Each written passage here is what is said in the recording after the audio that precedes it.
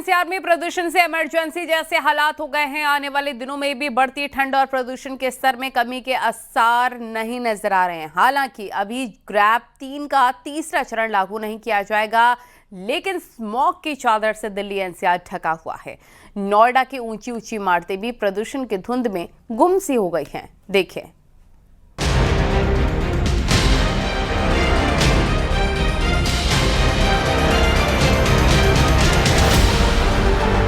Delhi NCR में प्रदूषण का स्तर बेहद खतरनाक स्थिति में पहुंच चुका है।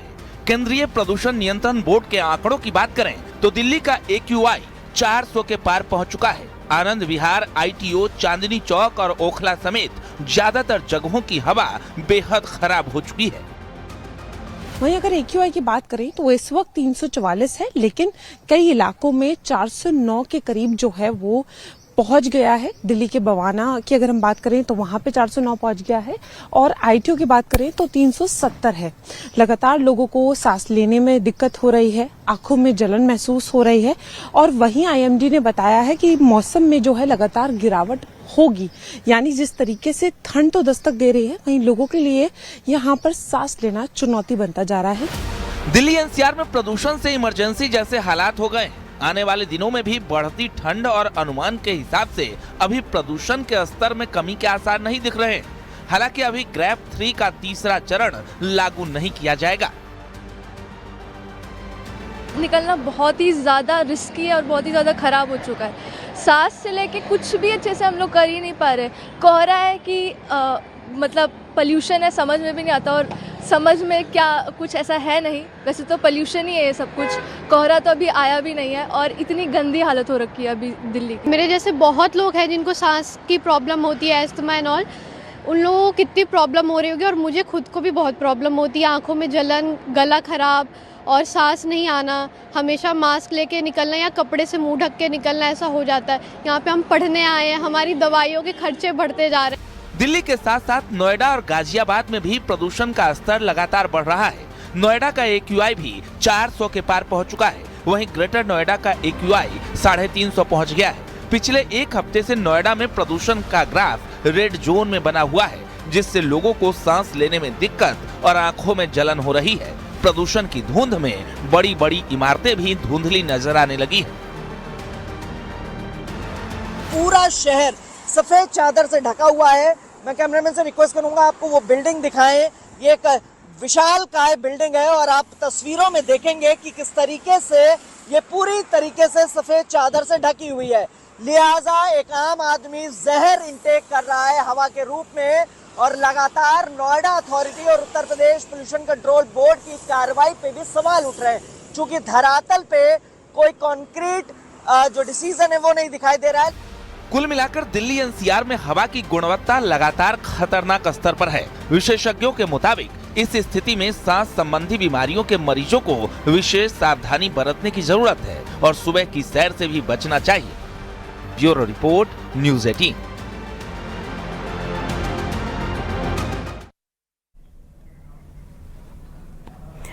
असम की राजधानी गुवाहाटी भारतीय वायुसेना के अद्भुत शक्ति प्रदर्शन का गवाह बनी। पूर्वोत्तर में पहली बार ऐसा एयर शो का आयोजन किया गया है, जिसमें वायुसेना की शक्ति, कौशल और भावना का ऐसा प्रदर्शन था जो भारत के दुश्मनों की रातों की नींद हराम कर देगा। ये एयर शो इसलिए भी खास था क्योंकि ये चिकन नेक के पास ब्रह्मपुत्र नदी के ऊपर किया गया। देखिए,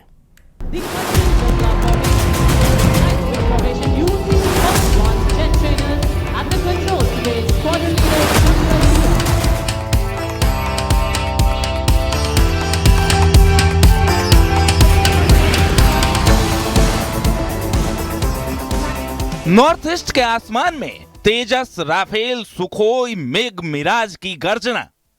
चिकन नेक के पास भारतीय वायुसेना का अद्भुत शक्ति प्रदर्शन। ब्रह्मपुत्र नदी के ऊपर दुनिया ने देखी भारतीय वायुसेना की ताकत।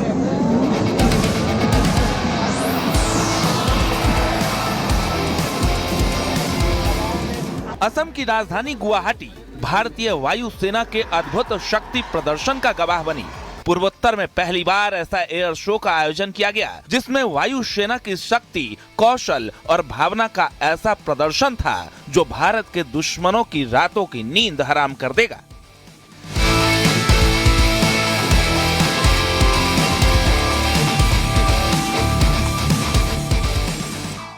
ये एयर शो रणनीतिक दृष्टि से बेहद अहम चिकेन्स नेक कॉरिडोर के पास आयोजित हुआ। शो के दौरान भारतीय वायुसेना ने अपनी सामरिक और तकनीकी क्षमता का प्रदर्शन किया।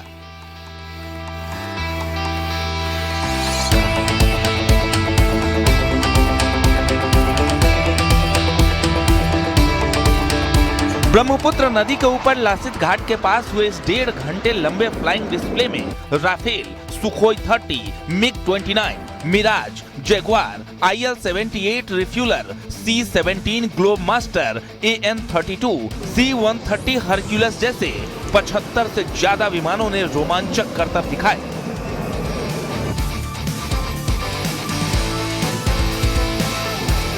जो डिस्प्ले हुआ है उसमें हमने बहुत सारे फॉर्मेशन को आपके सामने प्रस्तुत किया, जिसमें आपका सबसे पहले हमने एरोहेड फॉर्मेशन में एंट्री किया। उसके बाद हमने वाइन ग्लास फॉर्मेशन में चेंज किया, जो कि एक रेजिंग टोस्ट था towards the 93rd anniversary of our Indian Air Force. After that हमने इंडिया में चेंज किया, इंडिया फॉर्मेशन में। उसके बाद हमने डायमंड फॉर्मेशन में चेंज किया, जो कि हमने गुवाहाटी को डेडिकेट किया है। उसके बाद हमने डायमंड फॉर्मेशन के बाद हम गए डॉल्फिन स्लीप में, जो कि बहुत ही सुंदर फॉर्मेशन थी ब्रह्मपुत्र नदी के ऊपर। उसके बाद हमने double arrow cross manoeuvre, level mash, level cross. उसके बाद हमारा हाई स्पीड क्रॉस, जो कि दोबारा से 2 एयरक्राफ्ट ने स्टॉल टर्न किया था। उसके बाद हमारा बहुत ही सुंदर फॉर्मेशन, जो कि आप बहुत ही प्यारे लोग हैं आसाम के, उन सबके लिए था हार्ड फॉर्मेशन। उसके बाद था हमारा सारंग स्प्लिट मैन्यूवर, जो कि हमारा सैल्यूट है नेशन के लिए। साथ ही अपाचे, Mi-17 और हेलीकॉप्टर Mk-1 ने भी अपनी क्षमता का शानदार प्रदर्शन किया। कार्यक्रम को देखने के लिए शहर और आसपास के इलाकों से हजारों लोग पहुंचे। भीड़ इतनी ज्यादा थी कि लासित घाट जाने वाली मुख्य सड़कों पर सुबह से जाम की स्थिति बनी रही। पूरा गुवाहाटी मानो वायुसेना के इस ऐतिहासिक प्रदर्शन को देखने के लिए थम गया था। Bureau report, news 18।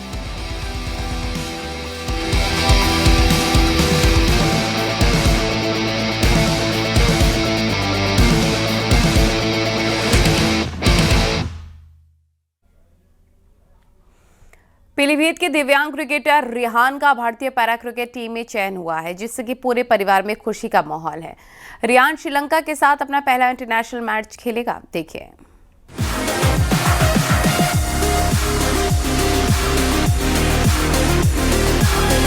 कहा जाता है कि प्रतिभा किसी चीज की मोहताज नहीं होती है। यही देखने को मिला है पीलीभीत में, जहां एक दिव्यांग क्रिकेटर रिहान अहमद का चयन भारतीय पैरा क्रिकेट टीम में हुआ है।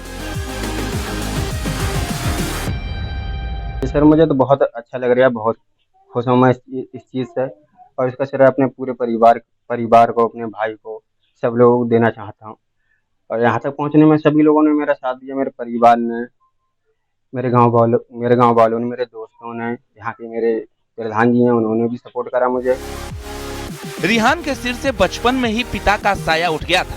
पिता रिफाकत हुसैन राजमिस्त्री का काम करते थे। घर का तीसरा बेटा रिहान का एक हाथ खराब है, लेकिन उन्होंने एक हाथ से ही क्रिकेट खेलना शुरू किया। 2023 में रिहान का चयन यूपी की टीम में हुआ था। मेरा बच्चा ऐसी सितारा बना रहा है, अल्लाह कामयाबी दे। कैसा लग रहा है आपको? मैं बहुत खुश हूँ। बहुत परेशानी थी, बहुत मजूरी से बच्चे मेरे पले हैं, मजूरी कर करके इसने बहुत मेहनत करी। रिहान एक शानदार बॉलर है, उन्हें बेस्ट बॉलर की भी ट्रॉफी मिल चुकी है। अब रिहान की परफॉर्मेंस को देखकर उसे अंतर्राष्ट्रीय टीम में शामिल किया गया है। रिहान श्रीलंका के साथ अपना पहला इंटरनेशनल मैच खेलेगा। Bureau report, news 18। जौनपुर की बेटी और काशी बहू सुष्मिता वंदे भारत ट्रेन की लोको पायलट बन गई हैं। सुष्मिता ने जहां अपने माता पिता का सपना साकार किया, वही करोड़ों लड़कियों के लिए प्रेरणा भी बनी है। वंदे भारत चलाने वाली सुष्मिता का पूरा परिवार उस उपलब्धि पर काफी खुश है।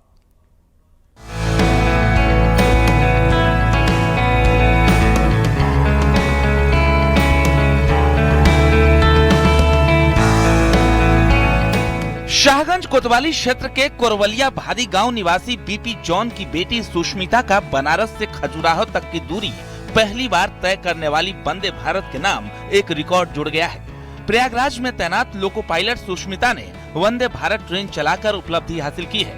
उन्होंने 110 किलोमीटर प्रति घंटे की रफ्तार से वाराणसी से खजुराहो तक की 464 किलोमीटर की दूरी तय की। लगभग 2 वर्षों से जो है या जब से वंदे भारत चली है, वंदे भारत जो है ये उसकी चौथी ट्रेन है जो वंदे भारत चला रही है। इसके पहले जो है 3 ट्रेनों को उसने चलाया है और मुझे बहुत गर्व महसूस हो रहा है कि वो अपने काम को जो बहुत बखूबी निभाती है और अन्य कार्यों को छोड़कर वो अपने कार्य में विशेष रूप से जो है विशेष ध्यान देती है।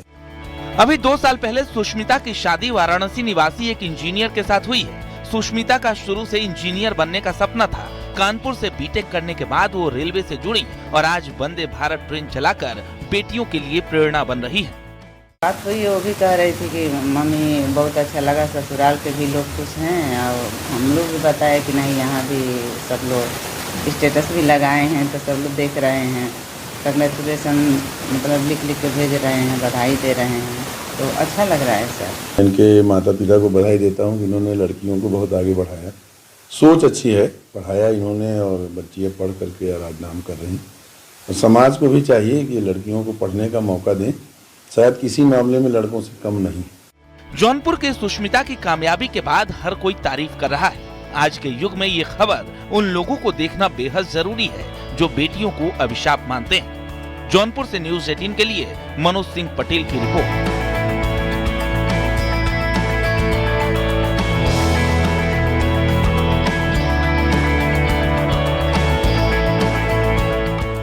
बुलंदशहर में न्यूज़ 18 की खबर का एक बड़ा असर हो गया है। नोटों की बारिश करने वाली थार कार पर पुलिस ने बड़ी कार्रवाई की है। पुलिस ने कार का 12,000 रुपए का चालान काटा, साथ ही गाड़ी को सीज भी कर लिया है।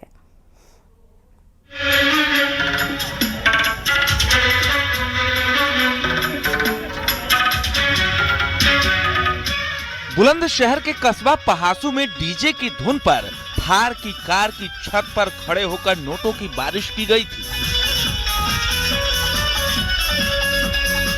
ये पूरी घटना कस्बा पहासू के अलीगढ़ चौराहे पर हुई, जहां पुलिस की गाड़ी से कुछ ही कदमों की दूरी पर युवकों ने खुलेआम नोट उड़ाए।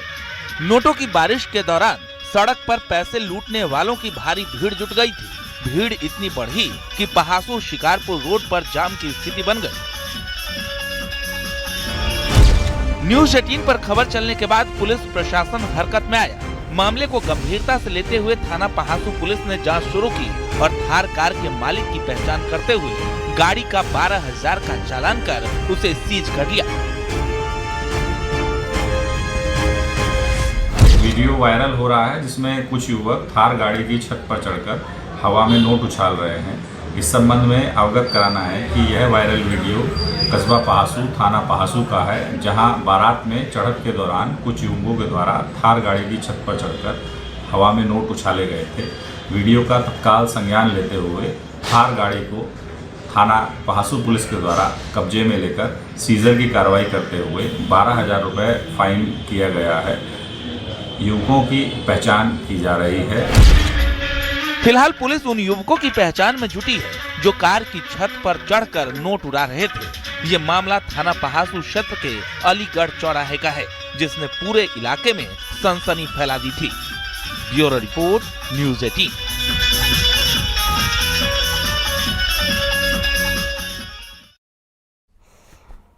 बाबा बागेश्वर की पदयात्रा का चौथा दिन है और ये यात्रा सीकरी से चलकर भगोला के पास पहुंचने वाली है। इस यात्रा का रात्रि ठहराव भगोला में ही किया गया है और इस दौरान दिनेश शास्त्री के साथ लाखों की संख्या में उनके भक्तजन भी शामिल हैं। खास बात यह है कि आज की ये यात्रा गुरु तेग बहादुर को समर्पित है।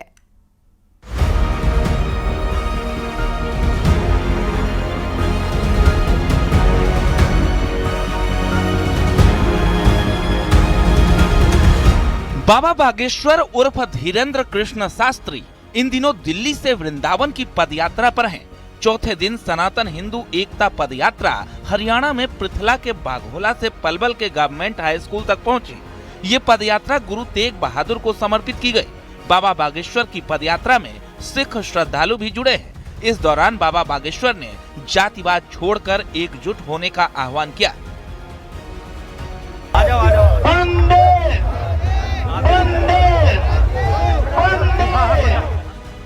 बाबा बागेश्वर की सनातन हिंदू एकता पदयात्रा के दौरान भक्तों की अपार भीड़ उमड़ रही है।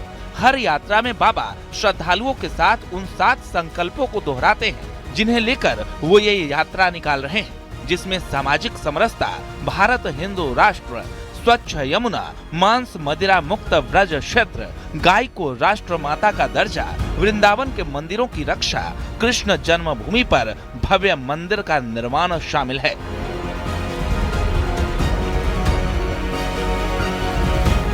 जैसे जैसे बागेश्वर सरकार की यात्रा आगे बढ़ रही है, वैसे वैसे सड़कों पर भक्तों की भीड़ उमड़ रही है। इस यात्रा के चौथे दिन भी बच्चों से लेकर बुजुर्गों, महिलाओं और साधु संतों का जमावड़ा लगा हुआ है। Bureau report, news 18।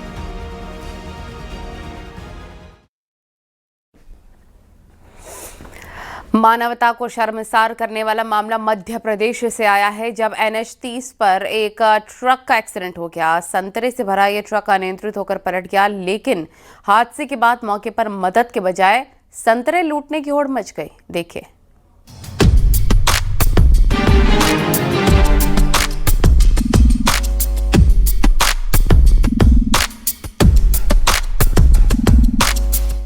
ये तस्वीर मध्य प्रदेश के कटनी की है, जहां हाईवे किनारे एक ट्रक पलटा हुआ है और लोग उसमें भरे संतरे लूट रहे हैं। जिसको जैसे हो रहा है संतरे उठाकर ले जा रहा है। कोई बोरी में भर रहा है तो कोई जेब में तो कोई अपने कपड़े में किसी तरह एडजस्ट कर संतरे ले जा रहा है। मानवता को शर्मसार करने वाला मामला रविवार सुबह सामने आया, जब NH 30 पर अमदरा थाना क्षेत्र के भदनपुर ब्रिज के पास एक ट्रक दुर्घटनाग्रस्त हो गया।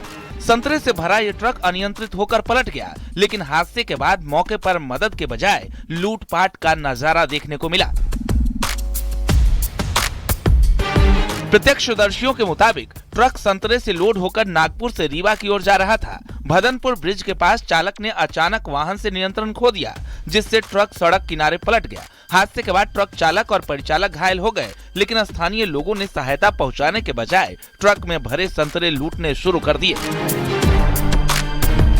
कुछ ही देर में आसपास के गांवों से भारी संख्या में लोग वहां पहुंच गए और ट्रक से गिरे संतरे थैलों, टोकरियों और वाहनों में भरकर ले जाने लगे। कई लोगों ने इस पूरे घटना का वीडियो बनाकर सोशल मीडिया पर भी शेयर कर दिया, जो अब तेजी से वायरल हो रहा है। सूचना मिलने पर अमदरा थाना पुलिस मौके पर पहुंची और भीड़ को नियंत्रित कर घायलों को अस्पताल भेजा। पुलिस ने संतरे लूटने वालों को चेतावनी दी और कुछ गाड़ियों की पहचान कर कार्रवाई की तैयारी शुरू कर दी है। Bureau report, news 18।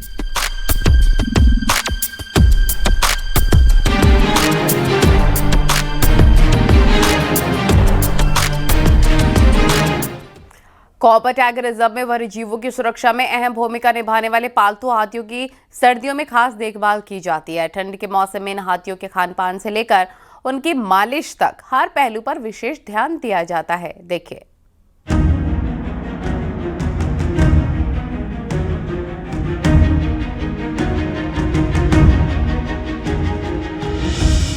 Corbett tiger reserve में मॉनसून सीजन की गश्त हो या फिर किसी वन्यजीव का रेस्क्यू ऑपरेशन, इन सभी में हाथियों की भूमिका बेहद अहम होती है। सर्दियों के इस मौसम में विशाल और शानदार जानवरों की देखभाल भी बढ़ जाती है।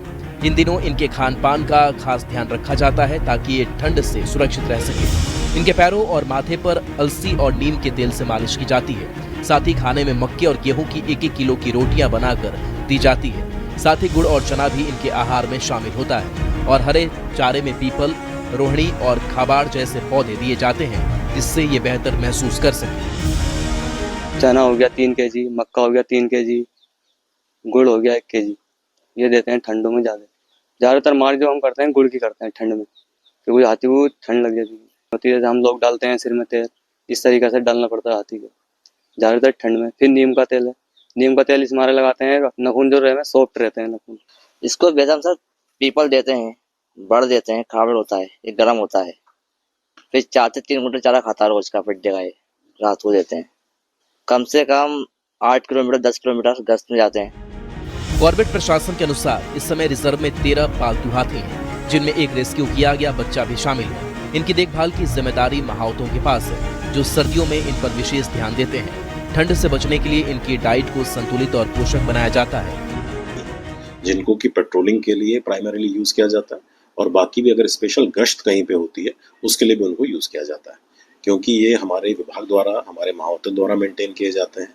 सर्दियों में इनकी क्योंकि एनर्जी रिक्वायरमेंट थोड़ी ज़्यादा होती है, उसको देखते हुए उनके खान पान में विशेष हम उसमें चेंज करते हैं, जिसमें जो ज़्यादा ऊर्जा देने वाले जो तत्व हैं उन चीज़ों को इंक्लूड किया जाता है। साथ ही जो चोकर है, साथ में जो कॉन्सेंट्रेट है, ठीक है, इन चीजों को हम ज्यादा बढ़ाते हैं। वन्य जीवों की सुरक्षा में लगे ये हाथी किसी वन रक्षक से कम नहीं है। कॉन्फ्लिक्ट के समय भी ये विभाग को सहयोग देते हैं। ऐसे में इनकी देखभाल भी उतनी ही जरूरी हो जाती है जितनी किसी वन्य जीव की। न्यूज़ 18 के लिए रामनगर से गोविंद पाटनी की रिपोर्ट।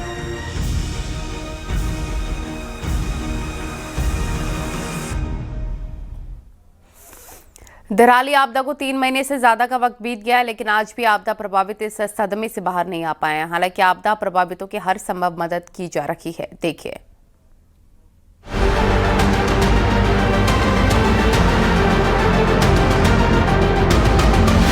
उत्तरकाशी के धराली में 5 अगस्त को आई आपदा ने सब कुछ बदल दिया और 3 महीने बाद भी यहाँ की जमीन पर फैली मलबे की मोटी परतें इस बात की गवाही देती हैं कि यहाँ कभी एक खुशहाल कस्बा था।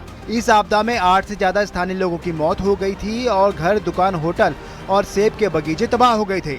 लोग अपने दबे घरों की खुदाई करने की अब मांग कर रहे हैं। डीएम साहब को भी बताया था, एसडीएम साहब को भी बताया था, उन्होंने आश्वासन दिया, लेकिन अभी तक कोई मशीन नहीं है। हमारा इसमें केस है, मतलब जवाहरात भी फंसे हैं, फिर सामान की तो क्या बताएं। तो यही मांग है कि अगर वो खुदवा देते इसको तो हमारा कुछ सामान निकल जाता इससे। अग्रसर न हो। इसमें हमारी 2-3 मांगे हैं। एक तो होटल व्यवसाय को अभी तक एक भी पैसा नहीं मिला है और उनकी कोई सुनवाई नहीं हो रही है, तो होटल व्यवसाय को तुरंत पैसा दिया जाए। दूसरा एक कि जिनका पुनर्वास होना है, जिनके लिए घर बनने हैं, उनको जल्दी से जल्दी घर बना के दिया जाए। भयानक आपदा के बाद यहाँ के लोगों के मानसिक स्वास्थ्य पर बड़ा असर पड़ा है, जिसके चलते कई लोग डिप्रेशन का शिकार भी हो चुके हैं। इसको देखते हुए स्वास्थ्य विभाग लगातार लोगों के मेंटल हेल्थ की काउंसलिंग के लिए कैंप लगा रहा है। साथ ही ग्रामीणों को रोजगार से जोड़ने और मानसिक रूप से मजबूत करने के लिए स्टोन पेंटिंग, रॉक क्लाइंबिंग और रैपलिंग की ट्रेनिंग दी जा रही है, ताकि लोगों को व्यस्त रखा जा सके। जो मानसिक स्वास्थ्य को देखते हुए हमने जो है देहरादून से दून मेडिकल कॉलेज की हमारे जो है साइकेट्री मानसिक डॉक्टर भी आए, साथ ही जो है सेला कोई के डॉक्टरों द्वारा भी वहाँ पे जो है कैंप किया गया। उसके बाद जो हमारे जो है यहाँ पे जो है जो मानसिक काउंसलर होते हैं उनके द्वारा वहाँ बराबर कैंप किया गया। ये जो अभी स्प्रे पंप मशीन दे रखी है, तो वो क्या कर स्प्रे भी कर रहे हैं, उसका जो कर रहा है उसको भी पैसा मिल रहा है, मेंटेनेंस का पैसा मिल रहा है। उन्होंने स्टोन पेंटिंग उनसे करवाई जा रही है, जुमारिंग, रैपलिंग करवाई जा रही है उनसे, ताकि वो व्यस्त रहे। धराली के लोग आज भी उस काली रात को याद करके सिहर उठते हैं। ऐसे में अब जरूरत है लोगों की मदद की, ताकि फिर से यहाँ के लोग सामान्य जीवन की ओर लौट सकें।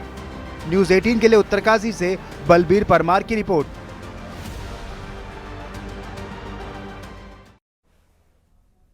खबरें जारी